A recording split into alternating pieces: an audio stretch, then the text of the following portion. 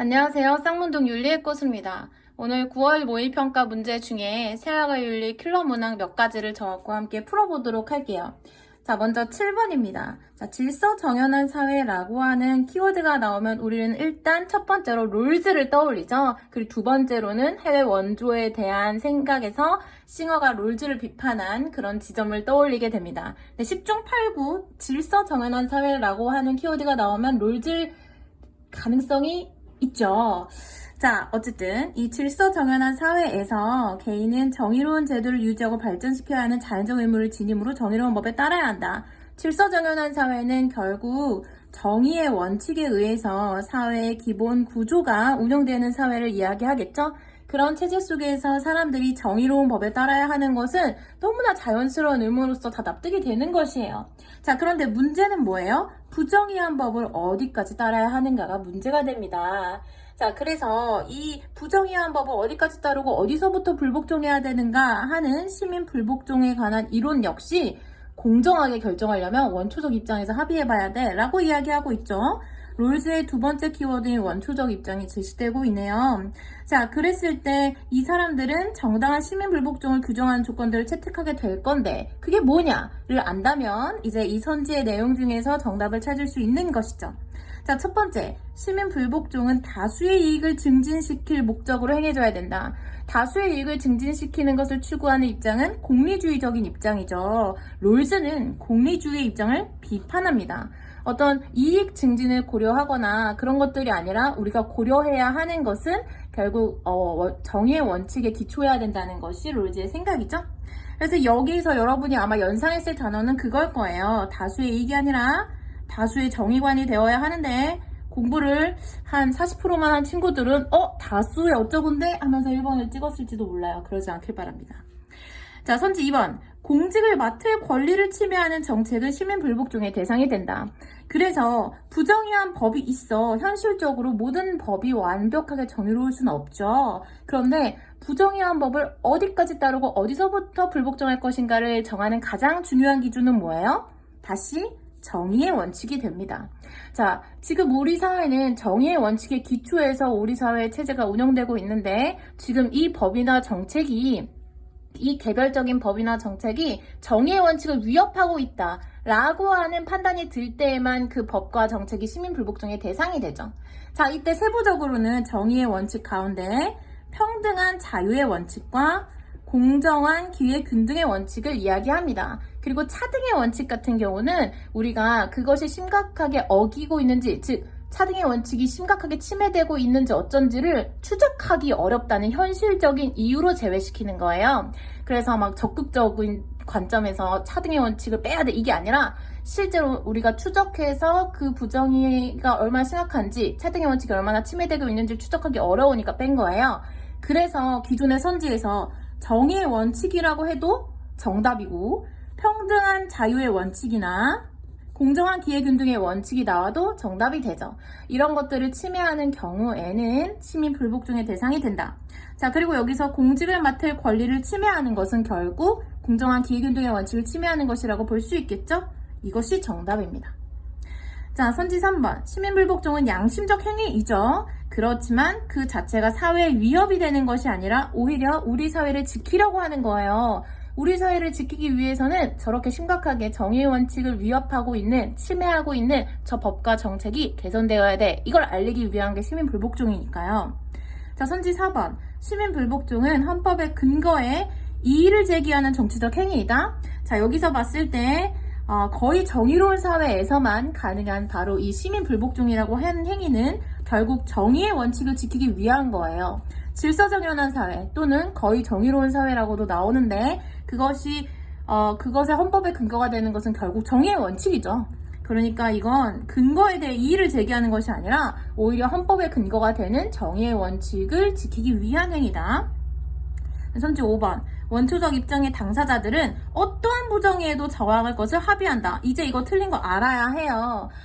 어떠한 부정의에도 저항하는 것이 아니라 현실적인 차원에서 크고 작은 부정이 있을 수 있지만 우리가 아주 심각하게 정의의 원칙을 위배한다고 생각하는 경우 그런 심각한 부정의에 대해서만 시민불복종이 정당화될 수 있다고 롤즈는 이야기하죠. 정답은 2번입니다. 그 다음 10번. 10번 문제는 우리가 늘 어려워하는 동물 권리론에 관한 문제인데요. 자, 먼저 갑이 누구인지부터 볼까요?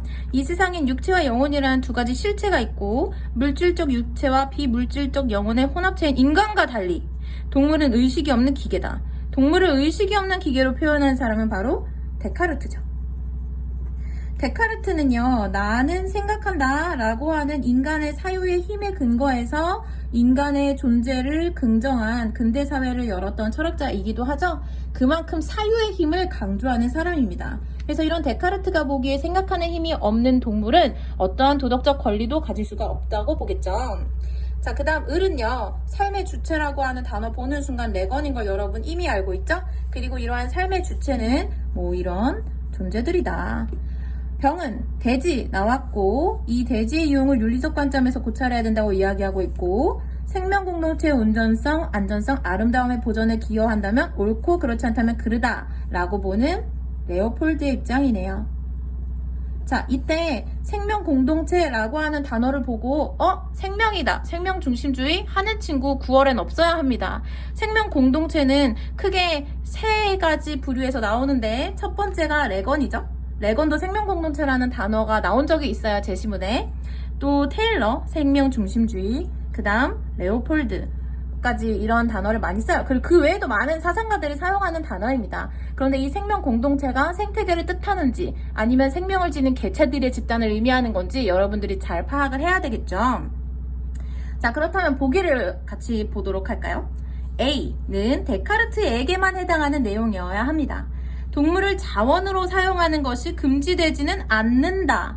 동물을 자원으로 사용해요. 인간이 동물을 자원으로 사용하는 것이 금지되지 않는 것. 모두에게 해당하는 이야기죠. 사유 능력 여부로 어떤 존재의 도덕적 지위가 결정되지 않는다 라고 보는 입장. 사유 능력이 있어야만 도덕적 지위를 지니는 거다. 이 셋 중에는 데카르트에게만 해당되는 내용이겠죠. 자, 이때 B에 해당하는 내용인가요? B가 아니라 D에 들어가야 하는 내용이네요. 레건과 레오폴드 모두 사유 능력의 기초에서 도덕적 권리를 정당한 것이 아니라 레건은 삶의 주체로서의 동물이 도덕적 권리를 가진다고 얘기했고 그 삶의 주체가 되기 위해선 뭐 이러한 것들이 필요하다고 얘기했죠.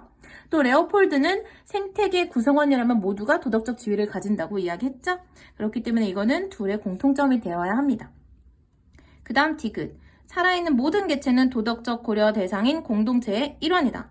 여기에서 봤을 때 살아있는 모든 개체 하니까 생명중심주의 아닌가 하고 틀린 답으로 생각하고 혼자 답을 찾느라 헤맨 친구들이 있을 텐데요. 이 살아있는 모든 개체가 어디에 속한다고 얘기하고 있죠? 도덕적 고려 대상인 공동체의 일원이다. 여기서 도덕적 고려 대상은 공동체라고 표현되고 있죠. 이런 문제를 내다니. 자, 그래서 이건 생태 중심주의에 해당하는 이 레오폴드의 입장으로 적절합니다.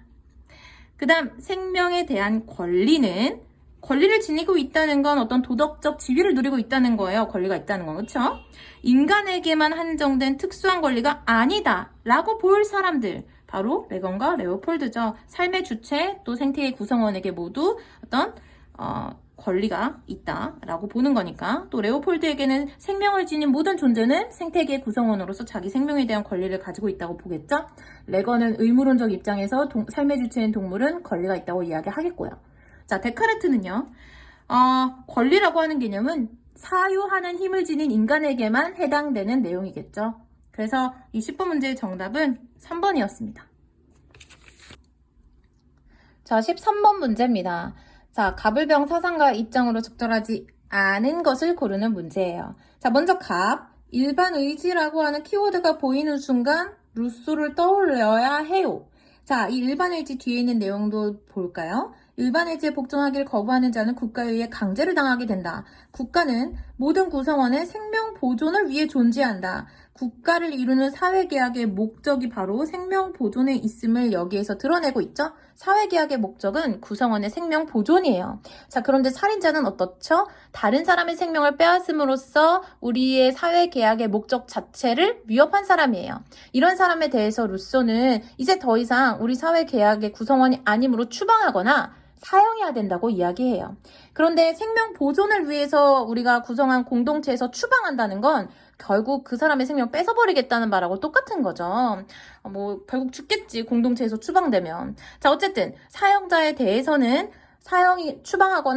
살인자에 대해서는 추방하거나 사형해야 된다라는 주장을 루소는 하게 됩니다. 사실 이 단락은 루소의 사회계약론에 아주 짧게 제시된 한 장에 모두 들어가 있는 내용인데요.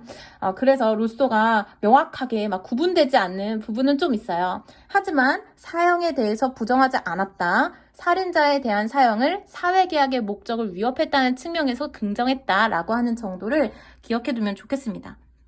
다음 을은 누구도 자신의 생명을 양도할 수 없다. 그러니까 사형이라고 하는 건 권리의 문제가 아니야.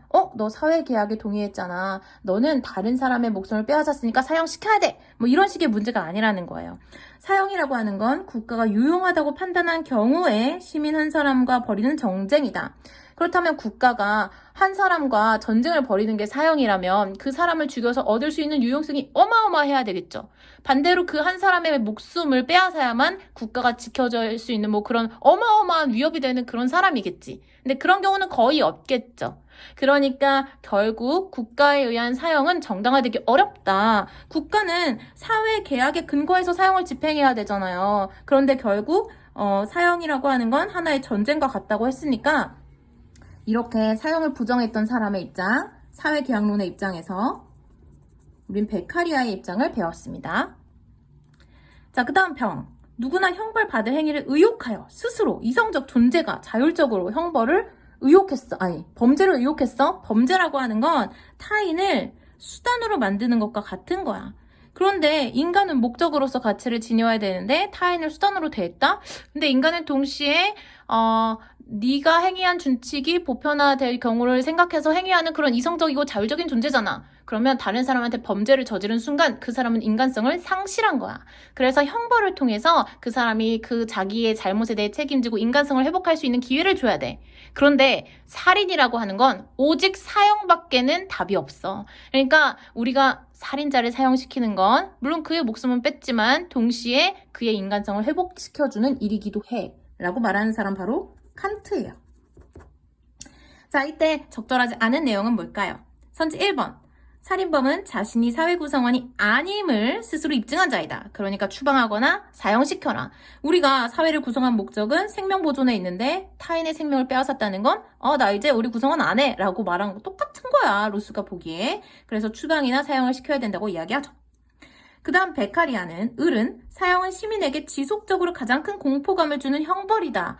지속적으로 가장 큰 공포감을 줌으로써 가장 큰 유용성을 생산해내는 형벌을 사형이 아니라 종신노역형이라고 보고 사형을 부정하는 사람이 바로 베카리아죠. 옳지 않은 것은 2번이네요. 자, 그럼 3번 볼까요? 사형은 살인범을 목적 그 자체로 존중하는 정당한 형벌이다. 아까 말한 것처럼 범죄자의 인간성을 회복하는 것. 결국 스스로 범죄를 저지름으로써 타인을 수단화시키고 동시에 자신도 수단이 된 그 범죄자를 다시 목적 자체로 존중하는 것이 바로 이 형벌이다. 그리고 살인범은 오직 사형으로서만 그런 인간성을 회복할 수 있다라고 하는 것이 칸트의 입장입니다. 그 다음 선지 4번.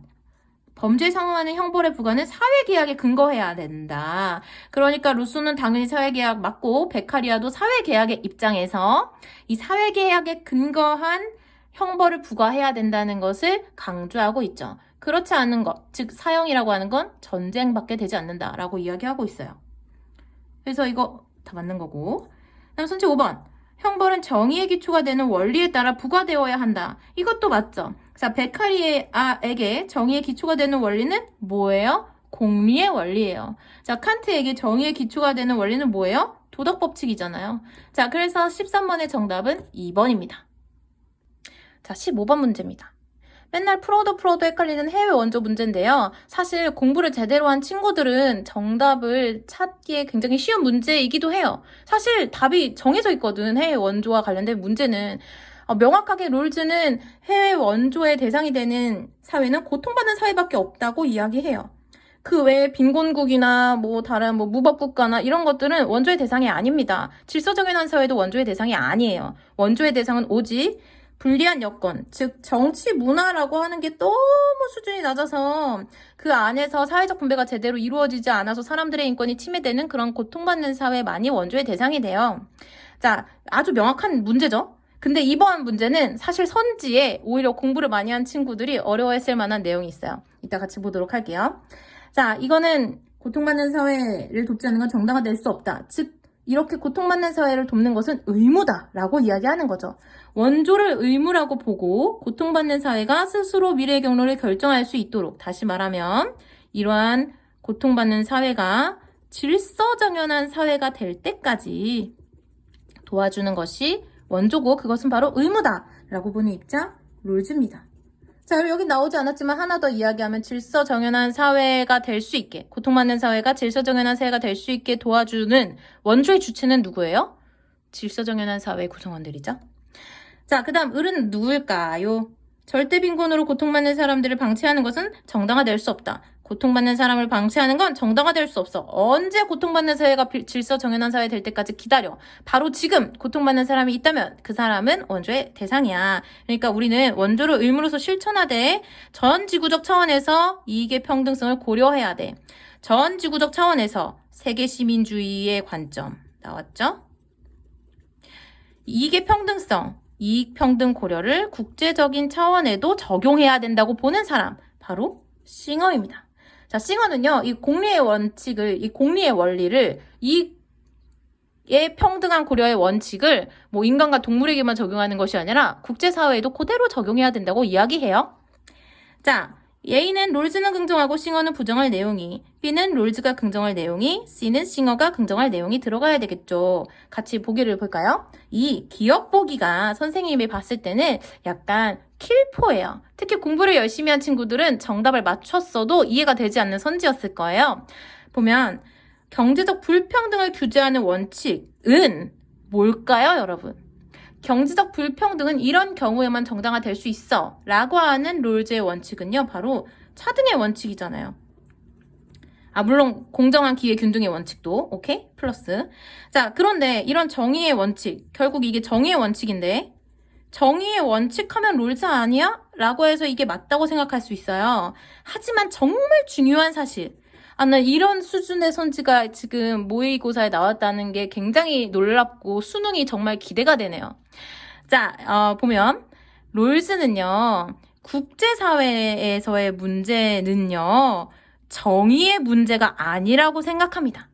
롤즈에게 정의의 문제는 오로지 어디에만 국한되냐면 한 사회에만 적용될 수 있는 거예요.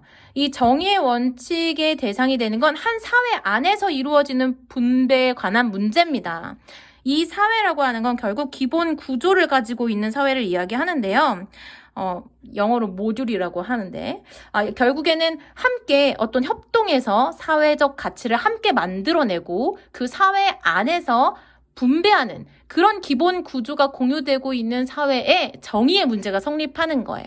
그런데 국제사회는, 국가와 국가 간의 사회는 기본 구조를 공유하고 있지 않잖아요. 각자의 국가에서 각자의 가치를 생산해 내잖아요. 물론 아무리 무역이 활성화됐다고 해도 이 완벽하게 사회의 협동적인 이 가치를 생산해낼 수 없다는 거죠.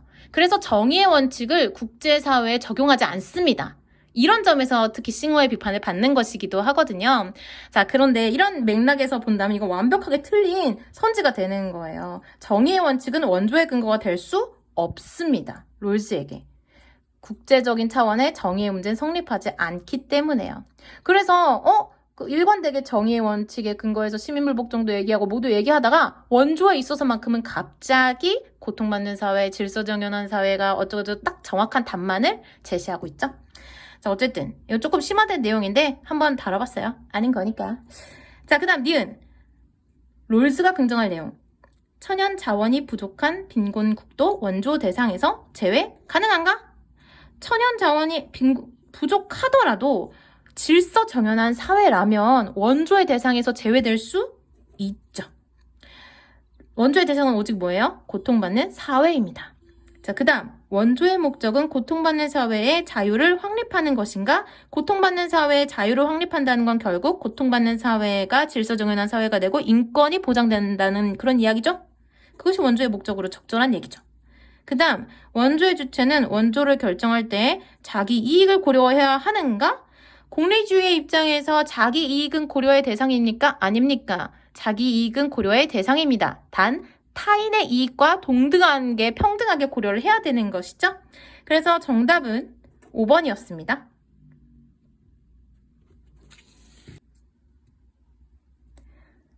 자, 18번입니다.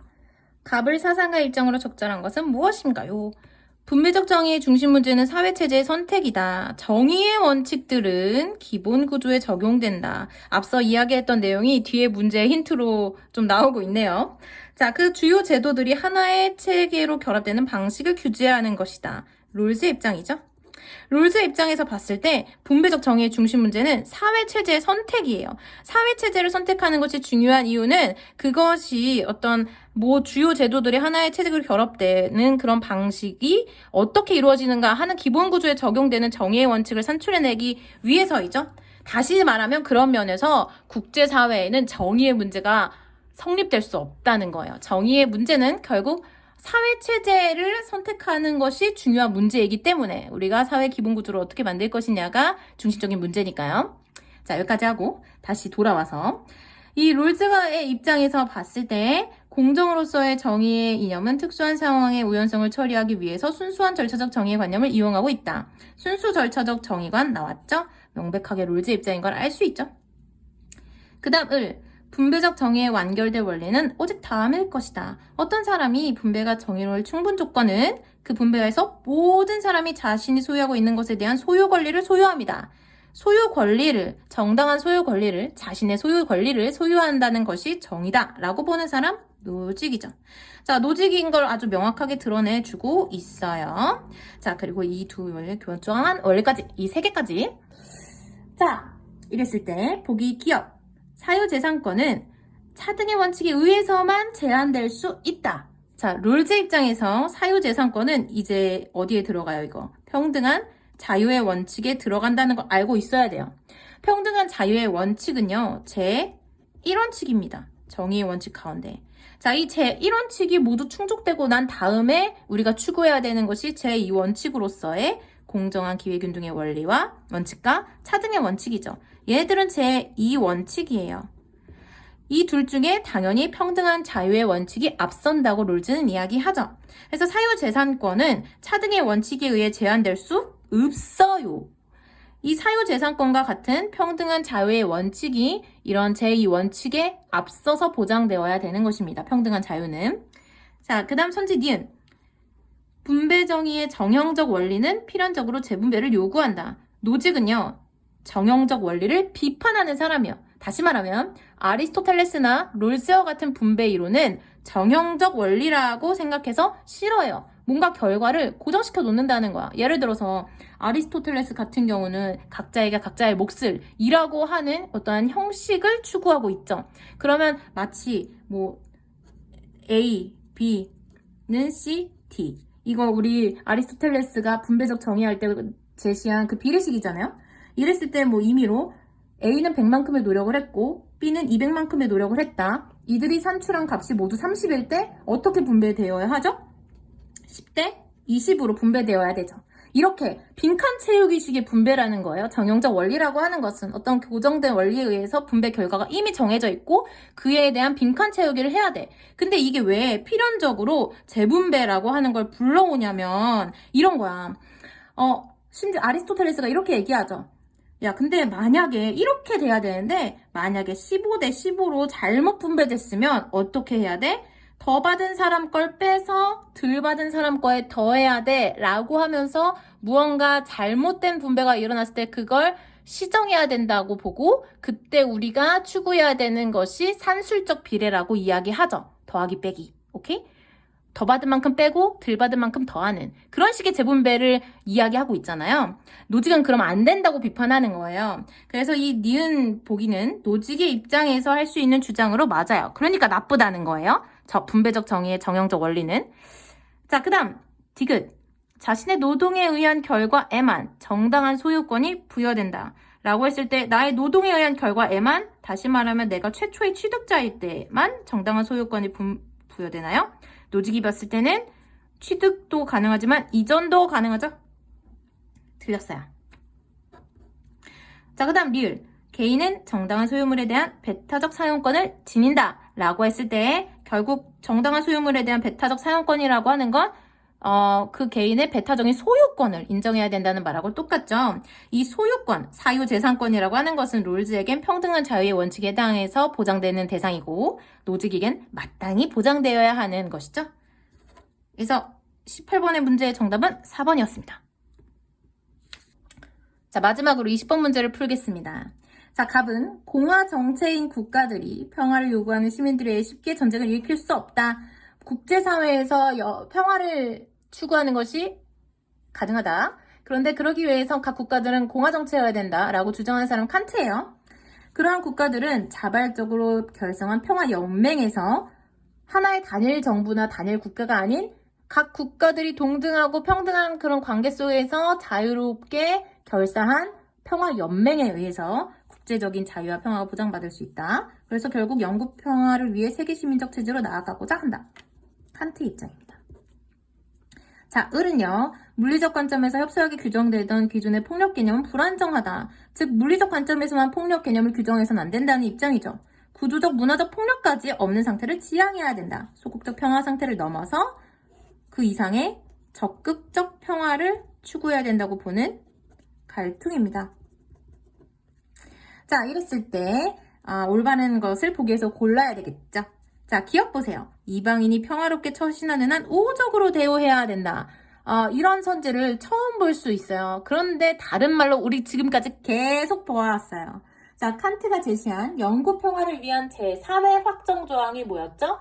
세계시민법은 보편적 우호 조건에 국한되어야 된다. 라는 내용이 있죠. 그러니까 막 그 나라의 내정 간섭까지 할 정도로 막 세세한 그런 법까지 다 영구 평화의 이 국제법에 적용되어야 되는 것이 아니라 우리가 보편적으로 우호 조건이라고 할 수 있을 만한 그런 범주 내에서 이 세계의 시민법이 정해져야 된다고 이야기하잖아요. 칸트는. 자, 그러면서 바로 예를 든 게 그런 거예요. 낯선 땅에 이방인이 들어왔을 때 무조건 적으로 강조되지 않는다는 거예요. 낯선 사람을 보더라도 우호적으로 우리가 대할 수 있을 만큼의 그런 합의를 이루는 것이 세계시민법의 내용이어야 된다는 것이 칸트 입장입니다. 정답이에요. 이거 맞는 얘기입니다. 그래서 보기 니은. 평화연맹은 국가와 같은 주권적 권력으로 기능해야 된다. 이게 또 조심해야 되는 포인트인데요. 평화연맹은요. 국가의 주권과 같아질 수 없어요. 국가의 주권은 개개인의 이성적 존재가 자율성을 가지는 것처럼 하나하나의 국가도 공화정체로서 자주권을 가지고 있어야 된다. 이게 칸트의 입장이에요. 그래서 얘는 이렇게 기능할 수 없어요. 자, 그 다음 디귿. 폭력의 예방 없이는 적극적 평화를 실현할 수 없다. 폭력의 예방이 있어야만 당연히 적극적 평화를 실현할 수 있겠지. 적극적 평화는 결국 이런 구조적 문화적 폭력, 그런 예비적인 폭력의 단계까지 없는 상태를 이야기하니까요. 그 다음 리을. 모든 전쟁의 종식은 진정한 평화 실현의 필수 조건이다. 당연히 둘 다 맞다고 이야기하겠죠. 정답은 4번인데요. 아마도 이 기억 선지를 보지 못한 친구들이 많았을 것 같아요. 그런데 우리가 공부를 할 때는 이게 과연 구체적으로 어떤 내용일까? 구체적으로 어떤 의미일까를 생각하면서 공부를 하면 이게 뭐 다른 말로 바뀌어서 제시가 되어도 크게 어렵지 않게 문제를 풀어낼 수 있죠. 자, 이번 9월 모의평가는 전체적으로 정답을 찾는 건 어렵지 않았지만 공부를 열심히 해서 왜 선지 하나하나 세세하게 파헤쳐야 되는 그런 훌륭한 친구들 있죠. 그런 친구들은 문제를 풀고 난 뒤에도 좀 찝찝했을 수 있어요. 근데 결국 9월 모의고사는 수능에 대한 힌트예요. 선지 하나하나 빠짐없이 내가 이해하지 못한 것은 없는지 다시 한번 살펴보길 바랍니다. 자, 그럼 오늘 이것으로 마치도록 할게요. 여러분, 안녕!